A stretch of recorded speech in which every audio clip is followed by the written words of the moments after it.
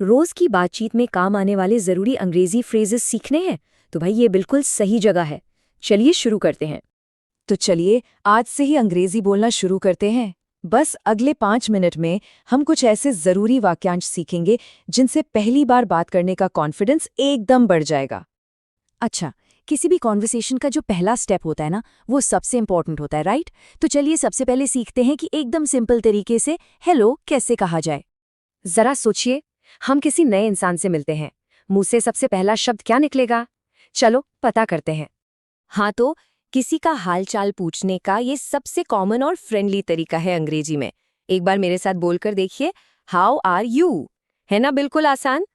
और मान लीजिए किसी ने हमसे ये पूछा, तो इसका जवाब भी एकदम क्लासिक और सिंपल है। यहाँ ऑल्सो शब्द पर ध्यान देना है, जिसका मतलब है भी, मतलब हम भी ठीक हैं। अच्छा, अगर दोस्तों से बात हो रही हो ना, तो पूछने के और भी मजेदार तरीके हैं। कह सकते हैं व्हाट्स अप या फिर व्हाट्स गोइंग ऑन। ये थोड़े कैजुअल है, दोस्तों के लिए परफेक्ट।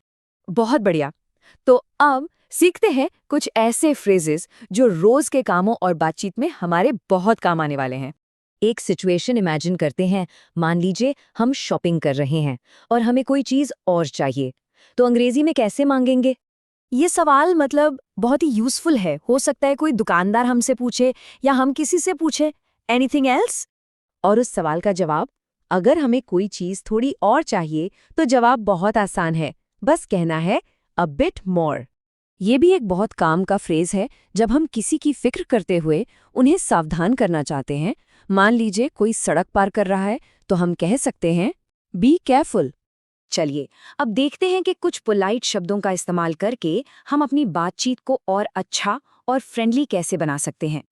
देखिए, बातचीत सिर्फ शब्दों का लेन देन नहीं है ना, इसमें फीलिंग्स भी होती हैं।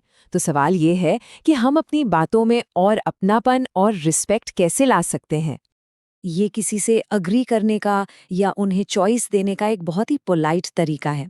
जब हम ये दिखाना चाहते हैं कि सामने वाले की पसंद हमारे लिए मैटर करती है, तो कह सकते हैं एज यू प्लीज। अरे वाह, ये तो एक गोल्डन फ्रेज है, इसे जरूर याद रखिए। जब कोई थैंक यू बोले तो जवाब में माय प्लेजर कहना मतलब बहुत ही अच्छा लगता है। इसका मतलब है ये तो मेरा सौभाग्य है। तो देखा, ये सारी फ्रेजेस एक छोटी सी कॉन्वर्सेशन में कितनी स्मूथली फिट हो जाते हैं। पहले हालचाल पूछा, फिर जवाब मिला और आखिर में एक पोलाइट रिप्लाई भी दिया। ओके, तो अब बातचीत को एक लेवल ऊपर ले जाते हैं। अब सीखते हैं कि अपने विचार और इरादे कैसे शेयर करें। मान लीजिए हमारे मन में कोई ओपिनियन है या कोई प्लान है, उसे अंग्रेजी में एकदम क्लियर और कॉन्फिडेंस के साथ कैसे बताएंगे?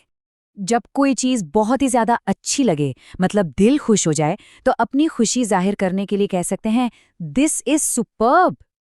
ये एक बहुत ही पॉजिटिव और पावरफुल स्टेटमेंट है।